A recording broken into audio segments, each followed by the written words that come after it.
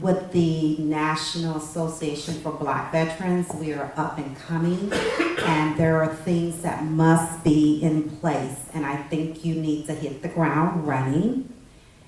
I was given the opportunity to actually be the commander, but I didn't want to be the commander because in layman's terms, I don't think I'm groomed enough just yet to have kind of like maybe bullets coming at me, if you will. So there's a young man, he is really sharp.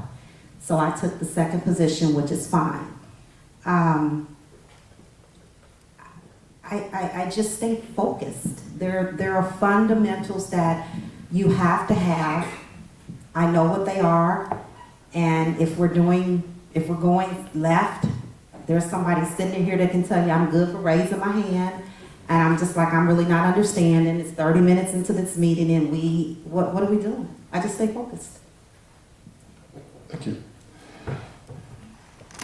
Did that answer the question? It did, as a matter of fact, and I was sitting there. See, unfortunately, I have the bad habit of reflecting at the same time you're talking. I'm thinking about the dynamic women that I have come across, both in service and out of service. And they remove sexuality from the question. Well, I'm not gonna say I do that. Oh. You know, I'm joking, but you know, you're never mind. See, I know what you said, but that's okay. But the question is, you do what you do, and you try to keep that paramount. And I got it. Jordan, I'm not sure that this question or the same question fits you cleanly yet. Oh, I disagree, sir. No, stay wait for a second now. You're doing interface, but see, you have a different challenge. Because your challenge is that you have to negotiate, because you raised your right hand, and your right hand is still up high in the air. And you talked about 50 hours a week, and I'll saved it for this. You're 24/7 an airman. 24/7, and your business is, whatever you're doing on the outside is secondary to whatever the nation and our commander-in-chief directs. Even if it means that you may lose $1 million deal. So now, as you start thinking about innovation, how then do you maintain the balance of allegiances? Well, that's great. That's great. He's not going to let me off easy. I was like, well, I'm young. Maybe he'll pull the punch. No, wrong. Wrong. So how do you balance allegiances? Part of it, I'm going to steal yours, is being focused, but part of it is having an honest audit of yourself. I would say in the last 12 months, I've looked more at myself than anyone else, anything else around me, any opportunity, anything in my environment. I just looked at, who is Jordan Davis? What does he do? What are my strengths? What are my weaknesses? And so if you know who you are inside and out, then you can set your priorities. And setting your priorities is going to allow you to go in and accomplish what's most important. And as soon as you accomplish what's most important, as you said, I'm an airman first. I was in Hawaii for 9 years. The military said, you're going to go to Aldafra. I said, all right. They said, actually cancel that. You're going to stay in Hawaii for another year. I said, great. They said, you're going to go to Korea. I said, all right. They said, actually, hold on. You're going to wait for a couple months. Now you're going to go to Korea. I said, all right. They said, all right, you're going to go back to Hawaii. I said, excellent. Let's keep this Hawaii train going. They said, actually, you're going to go to Oklahoma. And I said, all right. And that's just part of the business, right? That is my first priority. I have to fulfill my commitment. Until my arm comes down, you're absolutely right. I've got to do that first. So that's what I do. I do that first. If there's a project that needs to be done, I do it. You see a lot of time wasted day to day. People are on their phones. People are on their personal emails. People are on YouTube. Now YouTube's loud. You don't actually see me doing a lot of those behaviors. I'm going to do my work for the Air Force. Then I'm going to do my work for me. And if there's time left, then I'll do that. And I haven't received that moment yet. That I know it's there, there's something out there called free time. I haven't achieved it yet. I think that when I'm successful later on, I'll experience free time. But I'm still broke, so I need to work for my time. So I haven't, received that yet. So that's how I manage my allegiances. But real quick, you asked, what do we get through for a wall? I think for me, personally, when I stepped from doing jobs as far as cash-based jobs, working club scenes, promoting, and I stepped in and I said, okay, I actually want to be like a real businessman. It's understanding the vision. So begin with the end in mind. Like he said, that's key. But my biggest challenge is understanding how other people see me. I tried to go to a meeting dressed like I normally dress. It's not going to happen. So now I changed. Now it's this. You go in like this, and everyone assumes that you're serious. My material is the same. My delivery is the same. But the perception, I had to understand that it doesn't matter what I know. It doesn't matter who I'm connected with. It's the initial perception. If I can't control that, I've lost them before I even open my mouth. So that's my biggest wall. Thank you very much. Now, it's your guys' turn. All right, okay. He's been screaming while the presentation was going on. So, sir, you're up front. Please. Well, first of all, I don't need a Microphone. Okay, the mic is not for the audience, it's for the recording. Oh, okay. Yes, sir. Let me stand up. I'll do the same with Mr. Jordan. First of all, I want to say to the panel that I really appreciate everyone's service. We hear that from day to day, but I'm also a 19-year Army veteran, combat medic, so I understand exactly what everyone said on this panel. The question I have for the panel is, how do you define leadership? And everybody has their own definition. I know the Army gave me one, and then as I began to train soldiers, men and women, I had my own acronym of leadership that I gave them. Now, how do you define leadership, and what is the difference of leadership as it relates to when women are in command of men, and how does that play out for all of you? I'm going to cheat on the questions to get more questions asked, and you know who got this first one. Leadership. I ran the house with men, and they were ex-cons, and it's not anything I had ever been in before. I guess I must contribute the authoritative spirit to the military. I just ran it straight. And one thing I do want to say is it is so important that you find like people. So I went and got a military guy to help me. And he was no joke. He said, lights out at 8 o'clock. They were like, he's too strict. So that's one of the things. Find like people who are on your page. Get rid of the ones who are not. And I think it's the mindset in terms of how, they say we're hitting the grind. I'm in the zone right now. I don't have time to play. Okay? So with that, I'm looking for people to be on my team.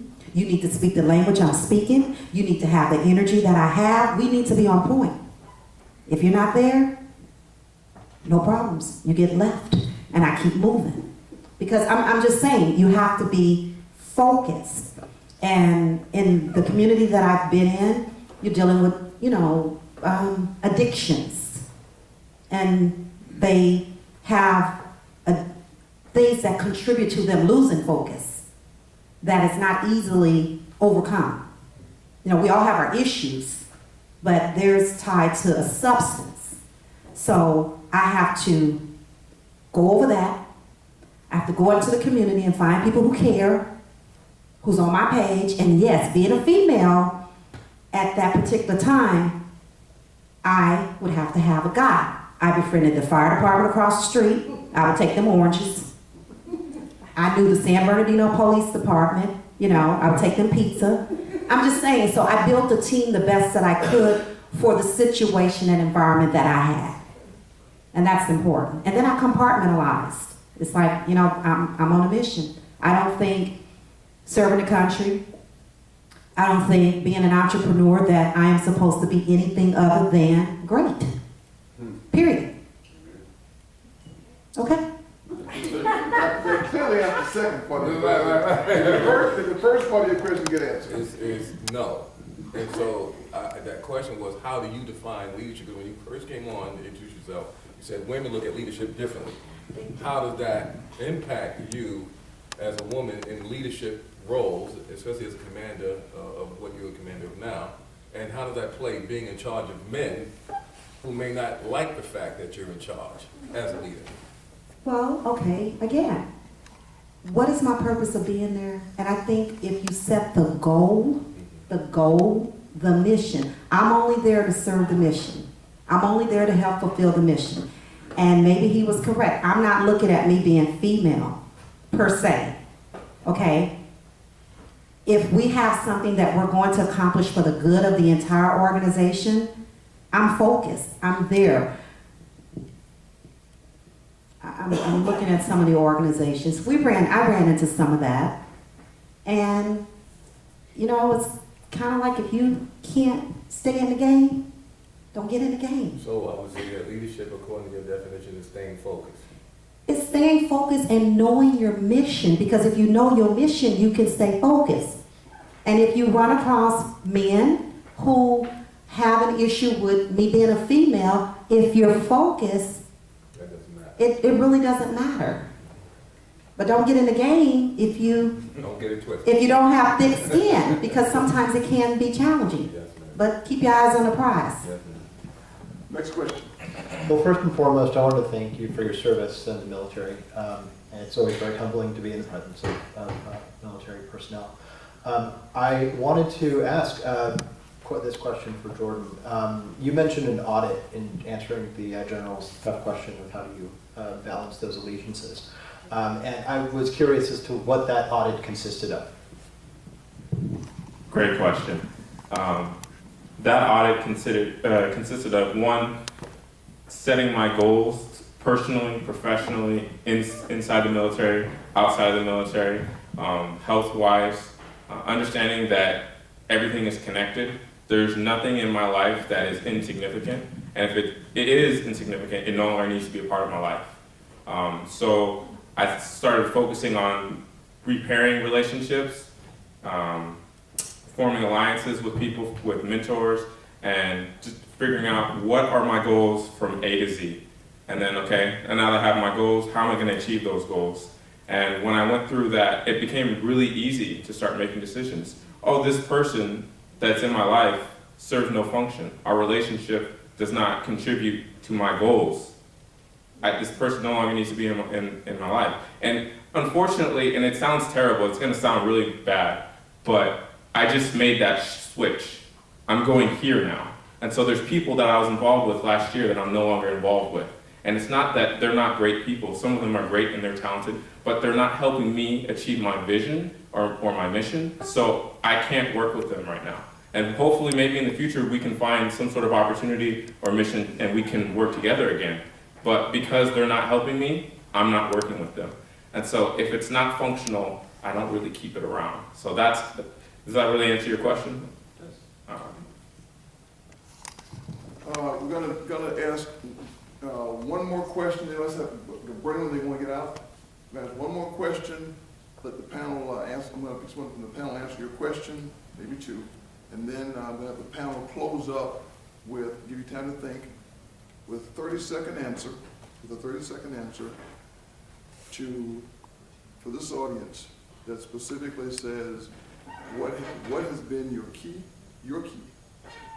to innovation and leadership that you would say is your elevator speech. Okay. I was hoping that no one would say the question that I had. But I have a question where common goals. You understand the question as common goals, but different objectives. What is your definition of a common goal, and are you looking for something out of all of the things that you guys are doing is awesome? But I'm trying to find out what the common goal would be, because I know it's it's there, but I'm trying to see it myself.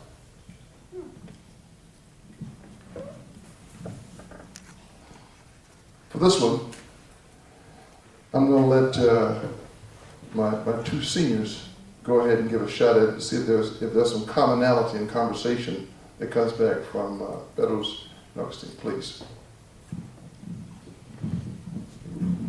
Just took a minute to write something down that has been consistent across not only my military career, but as well as what I think I'm applying now and actually teaching others to apply again. Starts off with vision, mission, intent, strategic, operational, and tactical understanding, roles and responsibility, and then a plan of action.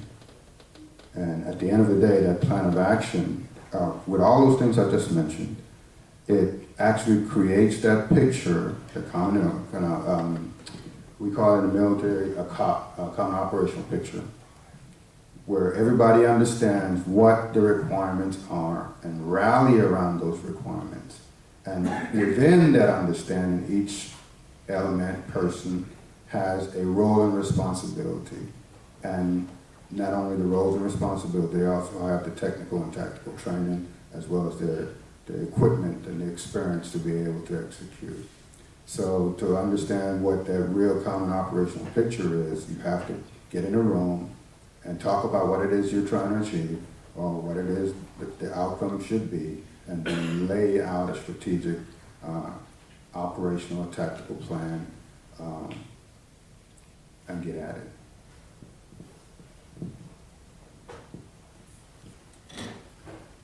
I think the most important thing to do is we're all different.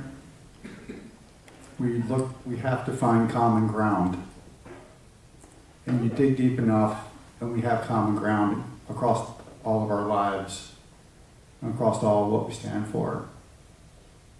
And that is fundamental. So once we find common ground, we can all come together and get stuff done faster. So, Republican Party, Democratic Party, find common ground. There's got to be common ground, right? We're all Americans, we're all in this together. And that's the fundamental thing, that essence. And once you find that, then people can rally around it, and you can't stop that train. Okay, since you got the mic, I'll give you a chance, that's all right, I'll give you a chance to think a few minutes. I'm gonna start from the far end, he's got a little more time, and you get to kick it off. You got 30 seconds, the clock's on you, beginning now. 30 seconds. Could you repeat the question? By myself. That's all right, no problem. I count for your 30 seconds. You got that's a good technique to try to get some more time. You have you have 30 seconds to go ahead and tell this audience your keys to your elevator speech for military innovation.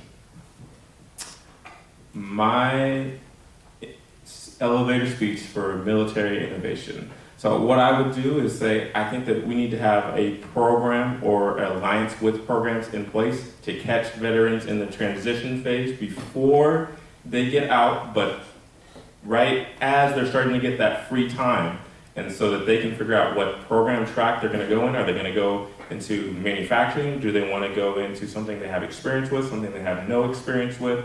And for me and my company, I focus on IT. So my portion would be getting people who want to learn IT skills, and let's get them trained. Let's provide a training track for them, a plan, how long that plan is going to take, and what they need to successfully do that. There are grants, there are other programs out there that will pay for that training just for being a veteran.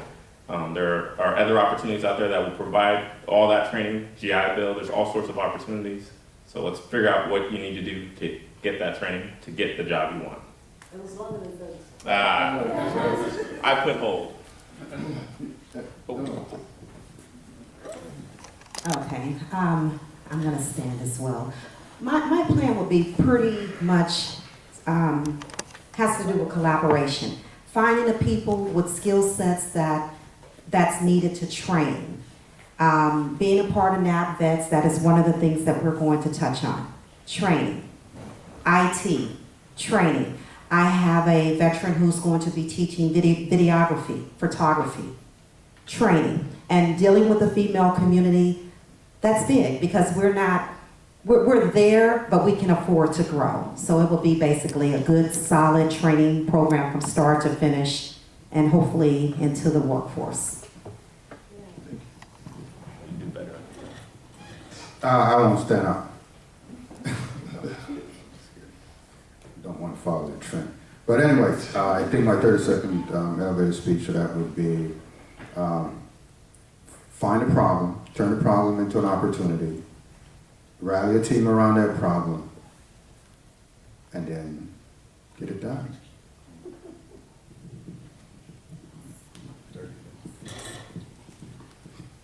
So, in my view, there's no difference between military innovation and innovation.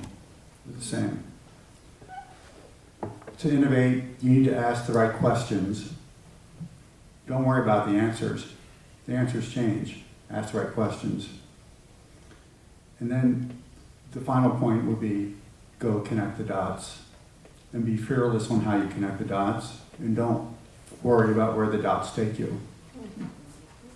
And that will lead you to have big impact in innovating. Let's give our panel a big hand. And someone who understands the value of time and money is up next from Merrill Lynch, and then I'll go ahead and pass the mic to Jeff. Go ahead, please.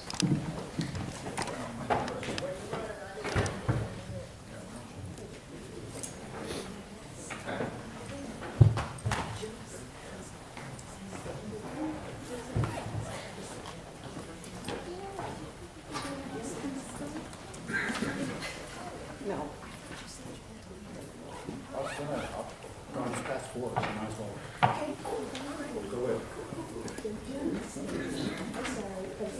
sorry.